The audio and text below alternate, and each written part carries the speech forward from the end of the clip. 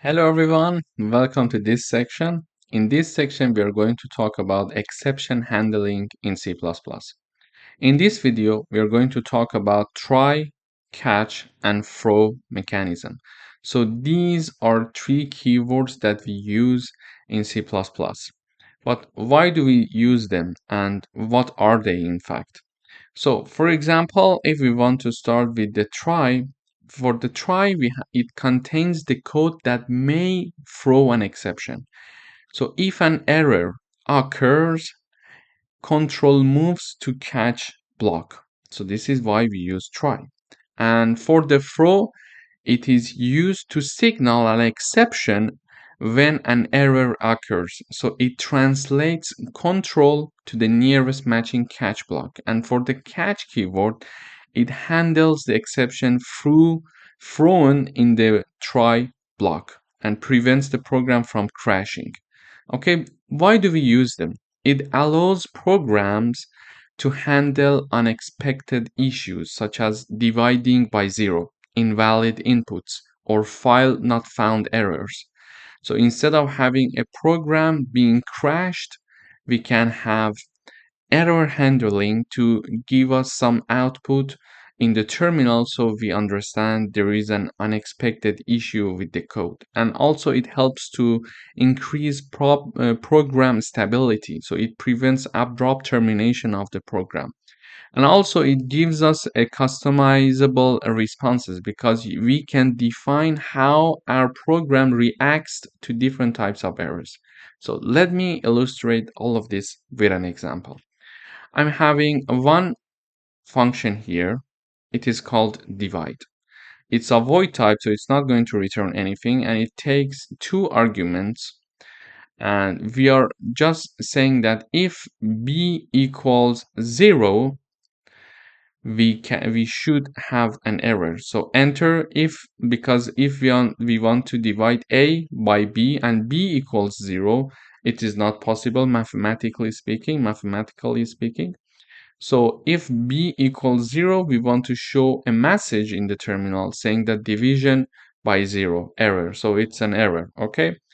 Otherwise, if b is not equal to 0, we are going to show the message in the output saying that the result is, and do the mathematical operation here, okay? Just ignore this throw keyword here for the moment. Just imagine that if b equals 0, we are going to have this message, and otherwise we are going to have the result in the output by dividing a by b. Okay, so in the int main function, I'm having my int main function here. I'm having two integers being declared and initialized. So num1 and num2 to be 10 and 0 respectively. But because I would like to call this divide function, and I think that it might be a risky operation to be done based on my coding experience, I would put the call of this function in a try keyword here. So I have the try keyword and I have the brackets here. Okay, so I call the function in the try block. Okay, because based on my experience, I think that this might cause some risky operations. Why? Because in some cases, I may not be aware that I'm putting one number to be divided by 0, so it's an error, and instead of having a crash in my program and have nothing in my output, I want to check to handle everything correctly and clearly and nicely. So I would like to check to see if it raises any problem or not, or if I'm making any mistake or not throughout my code, because I may have 2000 lines of code, and every time that I'm calling this function, I should be very careful that I'm using everything correctly. To check that everything is being done correctly, it's nice to have the try, catch, and throw mechanism. Okay, so this is why when I'm doing some risky operations that may cause problems, I put it in my try block as explained here. So in the try block, I'm calling this function and passing two arguments, num1 and num2. So num2 equals 0, therefore this is definitely a problem. So I'm going to call this function, and this function is being called. So compiler starts executing this. So it is accepting number 10 and 0 as the arguments. And it says, okay, the second number, which is b, which is num2 here, equals 0. Then, if this happens, throw an exception. So instead of saying that cout and division by 0 error, just throw an exception here. Okay? So one more time. I start to do my risky operations using to call my risky operations in a try block. And in my function, if an error happens, I throw an exception by showing this message. Okay? And when this function is called and the execution is finished and an exception is thrown, then I'm having my catch block of code. Okay? For the catch block of my code, I'm having the catch keyword and then having this parentheses to be there. So constant character star error message. Okay? It catches and handles the exception. And in the block of the catch, I'm having a cout, which is going to print exception caught and then print out the error message. But what is this error message? This error message comes from the throw, because this is the message that I wanted to throw as an exception. Okay, so when I'm using the throw keyword, then right away start the quotes here, like you see here and here. Okay, this is called error message. So an exception is from.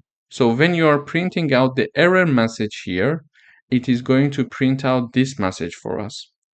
And then in the end, I'm having the program continues after handling the exception. So let me review it one more time. Then I'm going to run the code and analyze the code further. So when I want to do something risky, so I know that I have a function that is dividing two numbers. So I know that mathematically speaking, if the second number is 0, we cannot divide any number by 0. This is a logical mathematical rule. We cannot divide anything by 0. Okay? So this may cause some problems if I'm not careful enough whenever I'm calling this function.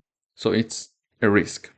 In order to catch this risk, I try to call this function in a try block. Okay, so anytime that I want to call this risky function that may have a problem, I'm calling it in a try block. And this function basically is called in the try block. When this function is executed, I'm saying that if the second number is 0, throw this exception, throw this error message. Okay, so if the second number equals 0, so if you're having another function doing another thing, just throw an error message if something goes wrong. Okay, whatever that is not going correctly, so whatever that you think that may go wrong and may happen, put a throw keyword there and then put this error message. Okay, then this error message is going to be executed and thrown if the second number equals 0. That's it. The execution of this function is finished, for example, now, because we entered this parentheses and we have thrown this exception. Then we are going to have the catch block of code. So the catch block of code, I'm having the catch keyword with this parentheses saying that constant char star error message. Okay, and then I'm in the block, basically I'm couting exception caught, showing the message, showing the alert in the terminal saying that okay, something wrong happened, and this is the error message, and this error message is going to be printed. So you may have different functions, like 2-3 functions, and for each of them you're having the try, throw, and catch mechanism. But when this error comes from calling this function here, you need to have this message here. But if you're having another function, for example, I was having another function here and I was having another throw message there. So when this catch function runs, this catch keyword block of code runs, another error message would have been shown. So I'm going to give an example in the next video about having two functions, for example, to see that having error messages are very important. So you can see, okay, this message comes from this function and there is another message coming from another function. So I can have this, for example, alert from function divide. Okay, I'm having this saying that, okay, this catch happened and this message comes from the function divide. So now let me run the code. Okay, so when I run the code, we see that we are having exception caught, division by 0, alert from function divide. So when I see this in the output, just imagine I'm having a lot of things in the output. I'm checking everything now. I see exception caught. Okay, what happened in my code? And division by 0 error. But if I only have this message, I need to think, okay, division by 0. I did the division by 0 in which function? What is the function that does this for me, etc. So I need to think and search in the code. However, I'm having this alert from function divide. Okay, I have a divide, I have a function called divide and division by 0 error. So in the divide function, I'm having this throw message. So let me go and find that throw message to see where the problem exactly comes from. So when I come to my code, I can see, okay, this is my divide and this is a division by 0 error alert from function divide. So okay, this message is being shown in my terminal, so there is something wrong. What is happening? When this message is going to be shown in my terminal, when b equals 0. So there was a time that I called this divide function and the second number was 0. This is why this happened. So I need to go to my code and check where I'm calling this function and where I'm calling this function with the second number equals 0. Okay, so when I come to my code, you see, I search for the divide function. I see, okay, in this example, I'm calling this function once, but I may call this function like 10 times if you have a lot of code. Okay, I search every time that I'm calling this function and I check the arguments where the arguments, the second argument equals 0. Okay, now then I can see the problem and understand exactly where the problem comes from. This is why try, throw, and catch mechanism is very important to be used in risky operations. Let me do it one more time. So I'm having the risky operation being implemented in the try block. I'm calling the divide function, and I'm saying that I'm going to have the result if everything is okay. So if b is not equal 0, I'm going to have the result here, a divided by b. However, if b equals 0, it means that there is a problem. Mathematically speaking, it's not possible. Then throw an exception saying that, okay, just show a message so that I know that this if is executed. This if that shouldn't have been executed is now executed. So throw a message. And then in the catch keyword block of code, in the when we are having the catch keyword in this block of code related to catch, we're going to handle that thrown message, thrown exceptions. Okay, so here I'm having the okay error message, and error message is basically what is written after throw keyword. Okay, so this is how we can handle errors and exceptions better in C++. In the next video, I'm going to provide you with more examples, so it would be a bit more clear how it is useful when you're having a large amount of code. So in the next video, I'm going to have 2-3 functions, and there I'm going to understand where I'm making the mistakes. This is very useful. Thank you for watching. Hello everyone, welcome back. In this video, I'm going to work with try, throw, and catch mechanism, but I'm going to have two independent functions and each of them are going to have their own exceptions to be thrown. Okay, so I'm having one void function called divide. It's exactly similar to the previous video's function. It has two arguments and it is going to divide A by B. So if B equals 0, it is going to throw an exception. Otherwise, it is going to print out the output of A divided by B. Then I'm having another function called access array. It's a void type, so it's not going to return anything. It has three arguments, this function. So the first one is an array, the second one is an integer, the size of the array, and the third one is the index of the element of this array. Okay, so if index is lower than 0, or index is larger than the size of the array, we need there is a problem, so we need to throw an exception.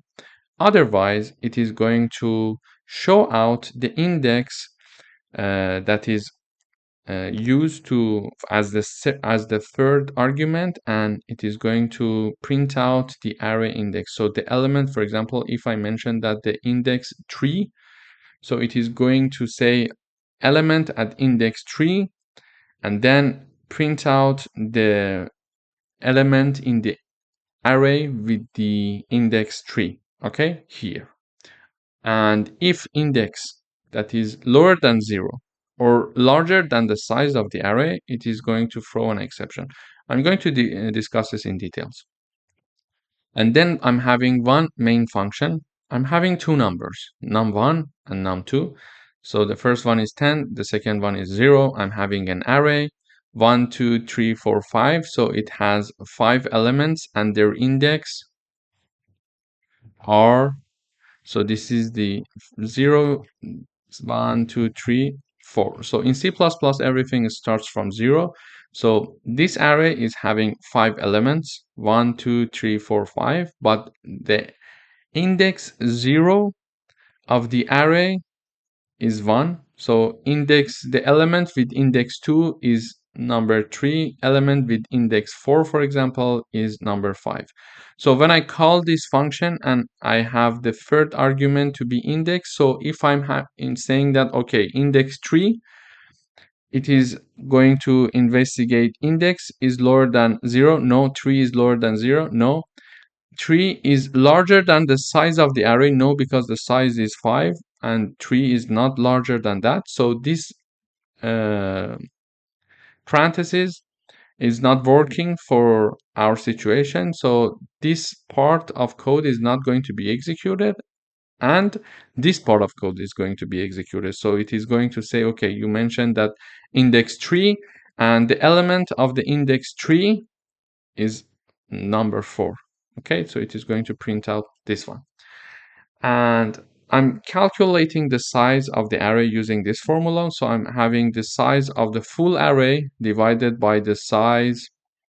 So the size of the array will be the size of the array divided by the size of the first element. So this formula is going to give us the size value here. So the size of the array, for example, if the size of the array is, for example, 20, and 20 is divided by the size of the first element, for example, which could be 4. So 20 divided by 4, the result is 5. So the size of the array is 5.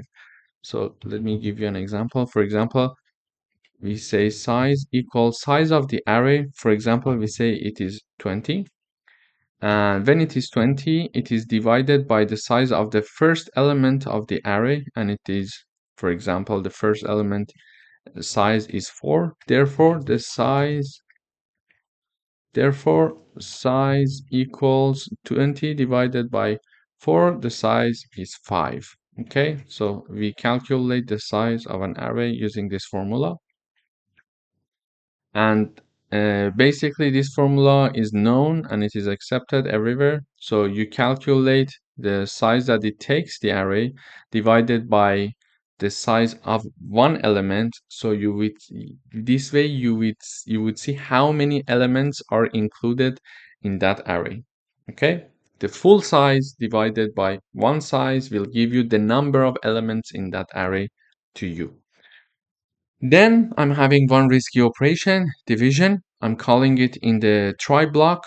So the divide function is called using num1 and num2. Num1 is 10, num2 is 0. So 10 is going to be divided by 0, but the second number, which is b here, equals 0. Yes. So therefore, an exception needs to be thrown because error in division by 0. So we are saying error in divide function, division by 0, it is not possible. Then when this happened, the execution of that function is finished and the compiler comes to this part. So we are having the catch. We are having the catch keyword here and the catch block of code. So we are having const char star message, and we are saying that exception caught and message. This message is exactly what is written here. Okay. After throw keyword, we are showing a message, and this message is basically this message that is going to be printed here. Okay, so the first function is called. Then I'm having another risky operation, and I want to call this access array. Why it's a risky operation? Because if the index is lower than 0 or equal to the size or larger than the size of the array, an exception will happen. So in order to make sure everything goes right, I call this function in a try block, and I'm passing the array, the size of the array, and the index that I'm looking for. Okay. So if I'm not correctly inserting this index, an exception will happen. So I'm calling this function now. So this function is being executed. I'm passing the index 7. 7 is lower than 0. No, so everything is okay. 7 is larger than size. Size, we calculated, it's 5. And the size and the index that I'm saying is 7. So it's not possible to have 5 elements and looking for the index 7. Okay, so it's a problem. If we don't have this message, it would be confusing to understand where the problem comes from. So I'm having this throw message saying that one of these situation happened. So either the index that you're passing as argument is lower than 0, or it is equal to the size or larger than the size of the array. And it's a problem because that index that you're looking for is not valid. And therefore, if this condition is correct, it is going to enter this if part, and it is going to throw an exception showing that error in access array function indexed out of bound. Okay.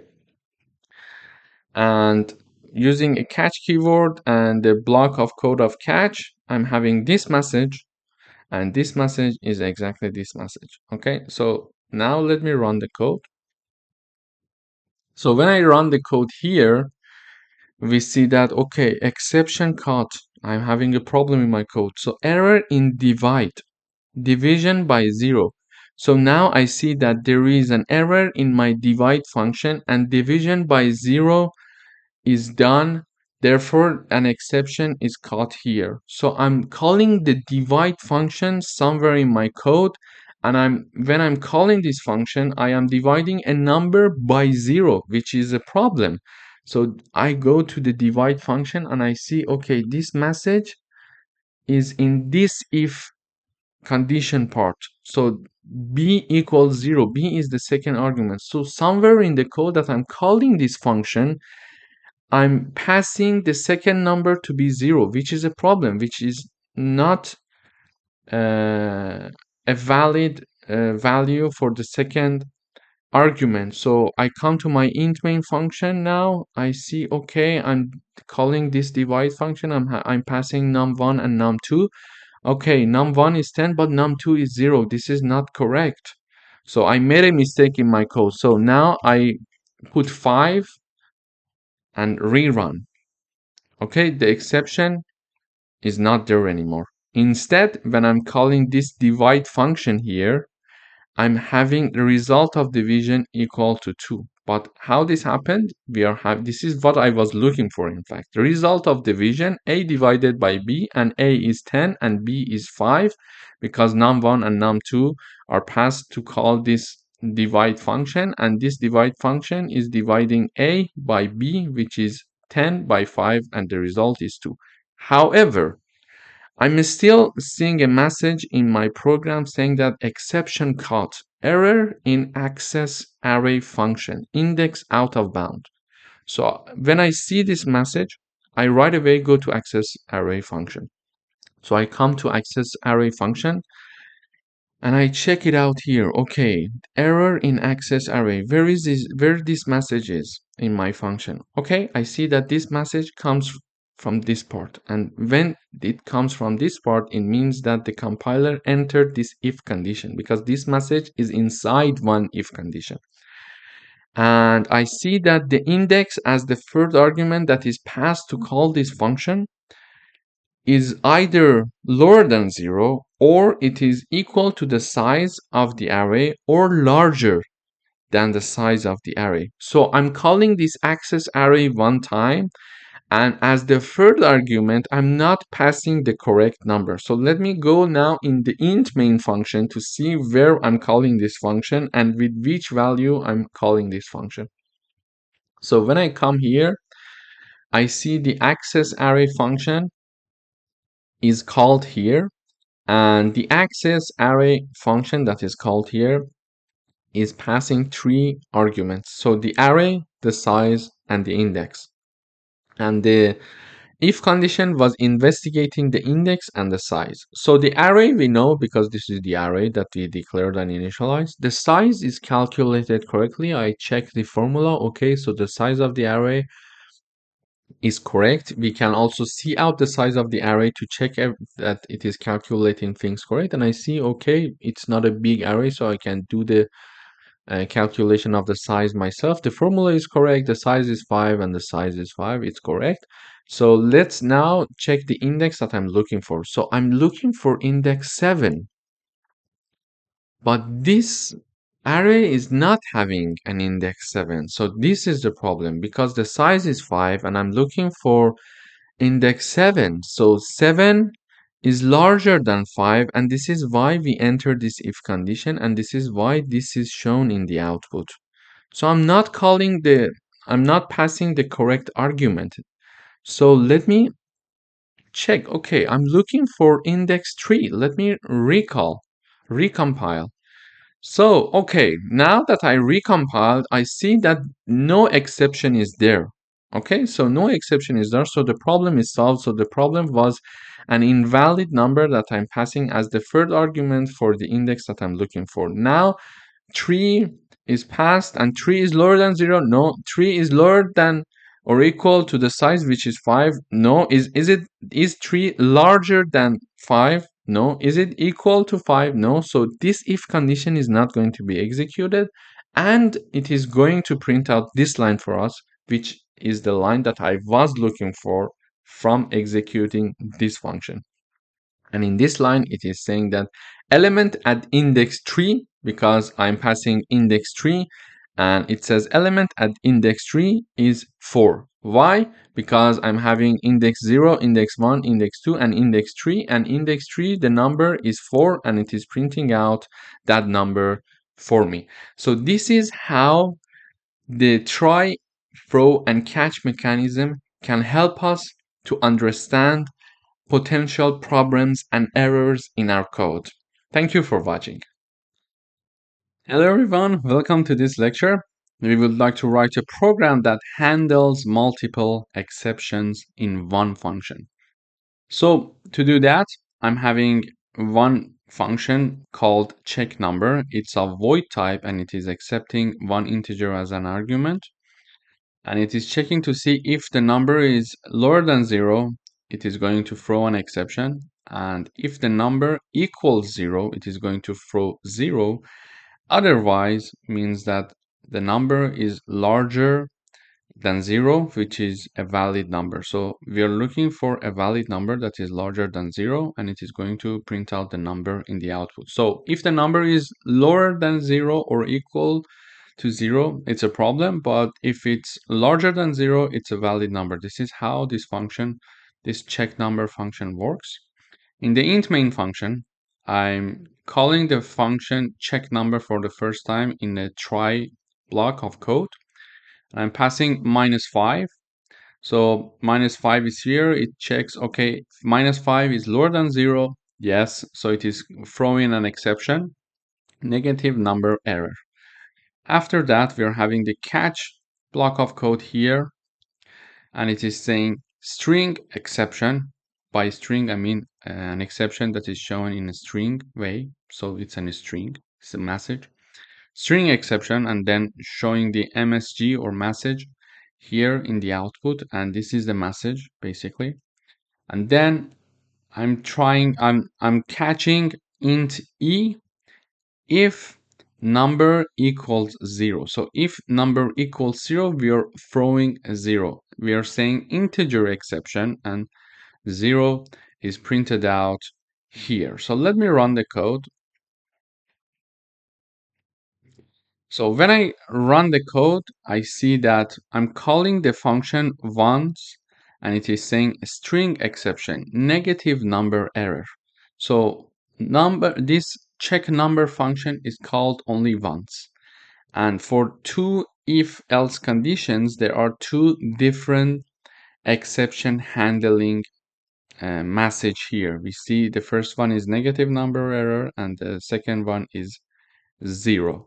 Okay, so when I call the function with -5, it is saying that staring exception, negative number error. So when I see this message in my output, I would say staring exception, negative number error. I go and check my program to see this comes from where. So when I search my code, I see that I'm having negative number error here in this if part. Okay, in this if part. So this has happened, therefore this is shown in the output. So why this has happened? Because num is lower than 0.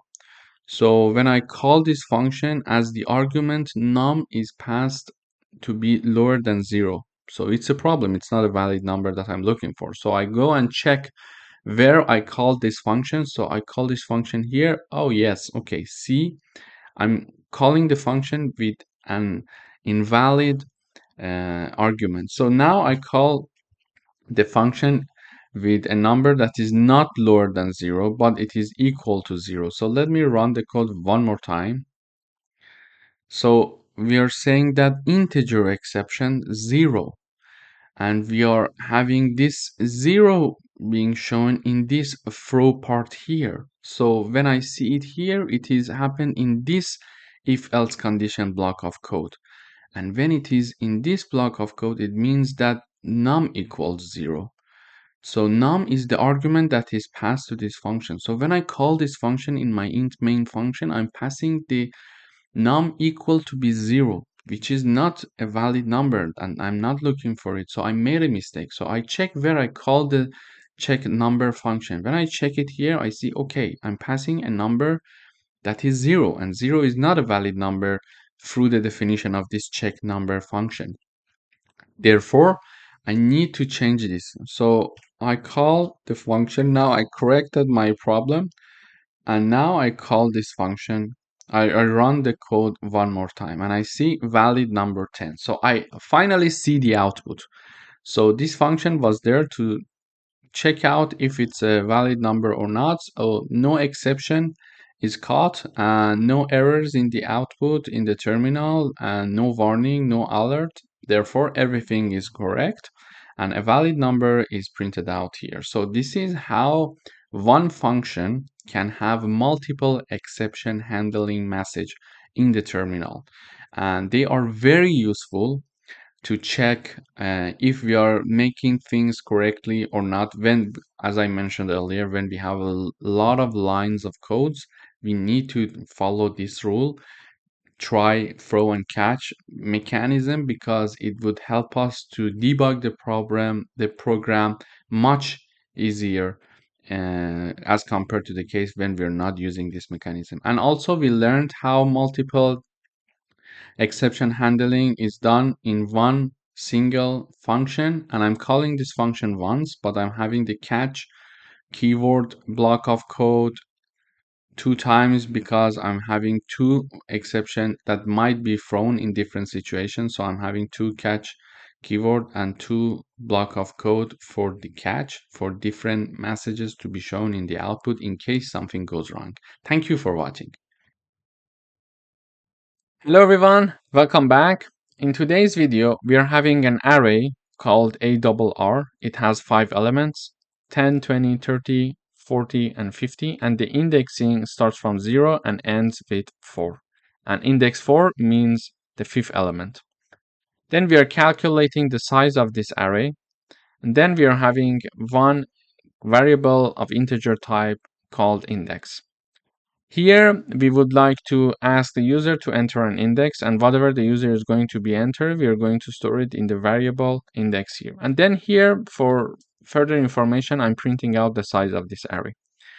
Now, in order to tell the user, so the user is going to have this in the terminal. We are going to ask the user to enter an index, and we already defined and declared an array.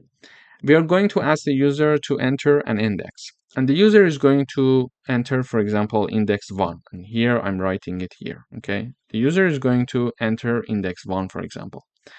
Then, because the user may make a mistake, because the user might type down the wrong index, an index that is not valid and it's out of bound, we are doing something risky. Okay, so it's a risky operation because the user of our program may make a mistake. Because of this possibility, we need to use the try and throw and catch mechanism. Okay, so in order to proceed, we are going to have the try, throw, and catch mechanism, and the try block starts here. So I have the try keyword and then the block here. So we check if the index that is entered by the user is lower than 0, or the index is larger than or equal to the size of the array, throw an error. Okay, throw an error. If this condition is true, throw an error. And if this condition is not true, simply just type down this message saying that value at index, for example, 1, and call that element. So we are going to type down the name of the array and then put the index in parentheses here. For example, if the user enters index 1 is for the element 20, and we are going to have 20 in the output. So let me run the code once. So enter an index. Okay, this is this message being shown. I say, okay, I would like to have the index 1 being printed out in the output. First of all, it shows me that the size of the array is 5. This is this part of the message that I wrote. And then it says value at index 1 is 20. Okay, so value at index 1 is 20. We didn't throw any exception because the index that we entered was not out of bound. But if we enter something that is out of bound, it means that we are entering an index that is lower than 0 or larger than or equal to the size of the array. So larger than the size of the array, it makes sense because we cannot have an array with 5 elements and ask for, I don't know, the 20th element. Okay, so if it's larger than the size of the array, that the index that we are entering is larger than the size of the array, it's a mistake. So it's out of bound. We need to show this message. But why it should not be even equal to the size of the array? This array, we calculate the size. The calculated size was 5. Yes, it has 5 elements, so the size is 5. But the indexing starts from 0. So the last element, the 5th element, is having index 4. At maximum, we should be able to enter index 4. Okay, 4 is larger than or equal to 5? No. Therefore, and 4 is not lower than 0. Therefore, we are not going to throw an exception.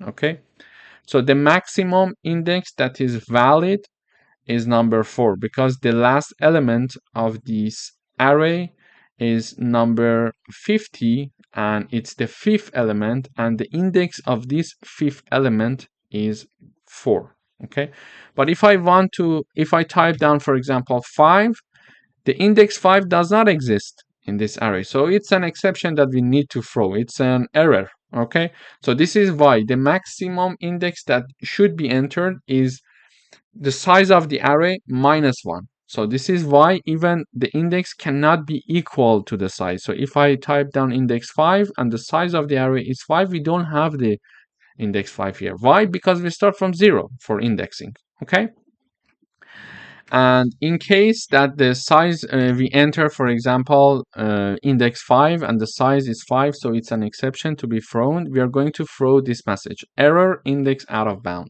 Okay, so this one is a string literal. Okay, how do we know that it's a string literal? Whatever that is written after the throw keyword in C++, in quotes, right away in quotes, it's a string literal. And its type is the constant character pointer. But we don't need to type down constant character pointer because the compiler knows if a quote right away comes after a throw keyword, it's the constant character pointer. Okay, and actually this string literal is stored in a place in memory that is used for a read-only format. We don't want to change it. This is why it's in a read-only format. Okay, to review, in order to declare a string, we use the string keyword, then the name of the string, and then the code on the other side, on the right hand side, for example, hello world. But in order to declare a string literal, we need to use a constant character pointer and then the name of it. And then on the right hand side, we are having the, for example, the phrase in double quote. So after throw, whenever we are right away having the quote, it means that it's a string literal. And in order to call that, in order to catch it, we need to this time type down its type. So it's when this is why in the catch block, when we are throwing this exception in the catch block, we type down constant character pointer and then we name it, for example, e here, and we are printing e. Also, if I type down two e's, for example, double e, and I type down c out double e, it's okay. So it depends on you. This is not the important part. Okay, so don't worry about this part. The important thing for you to know is that it's a string literal because it comes in code right away after throw. So we don't have anything in between. We don't have another keyword, for example, a string here. Okay, so right away coming after throw, it means that it's a string literal. So for example, if I type down index 5, we see error index out of bound. So this message, error index out of bound, is thrown, and then using the catch mechanism, we are showing it in the output. So this is how it's going to work, and it's a very useful way to throw an exception if we are doing something risky or we know that the user may make some mistakes. So we need to throw an exception and let the user know that, okay, you're doing a mistake, the index is out of bound. Thank you for watching. Hello everyone, welcome back. In today's video, we would like to write a program that takes an even number from the user. And then using the exception handling procedure, like try, throw, and catch mechanism, we're going to check if that number is really an even number or not. If it's an even number, it's okay. We mentioned that you entered, for example, 20. But if it's not an even number, we are going to throw an exception and then catch that message and show it in the terminal to the user. Here is my integer called number. We ask the user enter an even number, and then whatever the user is going to enter is stored in number. Then, because we are not sure that the user is going to enter the correct input or not, we are going to use the operation. We are going to implement the operation in the try block. So we say try, and in the try block here, we are having this if condition. So if the number is divided by 2, so if this number variable, okay, I'm talking about the variable. So if the number variable, so the number variable could be any number that the user enters. For example, I would say number equals 10. Just imagine that the user is going to enter 10. So if 10 is divided by 2 and its remainder does not equal to 0, throw an exception. But 10 divided by 2, its remainder is equal to 0. Therefore, this statement is not true. Okay, when this statement is not true, it's not going to throw an exception, and it is going to say, okay, you entered number 10. When I run the code, enter an even number, I say 10, and it says, and you entered 10. Okay, you entered 10. So 10 divided by 2, its remainder equals 0. Yes, but we are checking to see if 10 divided by 2, its remainder is not equal to 0. This statement is not true. Okay, but what if I enter 11? So if I enter 11 in the input, and then 11 is divided by 2, its remainder does not equal to 0, does not equal 0. Yes, this statement is true. 11 divided by 2, the remainder is not equal to 0. So this statement is true. Therefore, we are going to enter the if condition, and in the if condition, we are having an exception. We are throwing an exception. Why? Because this is not an even number. We asked the user to enter an even number and they made a mistake, and we are saying that error, invalid input, expected an even number. Okay, and when this error is thrown, we are having the catch block here to catch the thrown error. We learned that it's a string literal, so it is going to be of type constant character pointer, and we name it e, for example, and then we are printing out e here. So when I run the code and I, for example, enter number 11, it says error, invalid input, expected an even number. So this is how it is going to actually work for checking an even number using try, throw, and catch mechanism. Thank you for watching. Hello everyone, welcome back. In today's video, we would like to work with exception handling. We are going to ask the user to enter a number, and then we are going to call a function to calculate the square root of the entered number by the user. And because we know that the user may make a mistake in entering a number, for example, they enter a negative number and it's not possible to calculate the square root of a negative number, therefore we need to use, it's better to use try, throw, and catch mechanism. So here is my program. Here is the number that the user is going to be entered.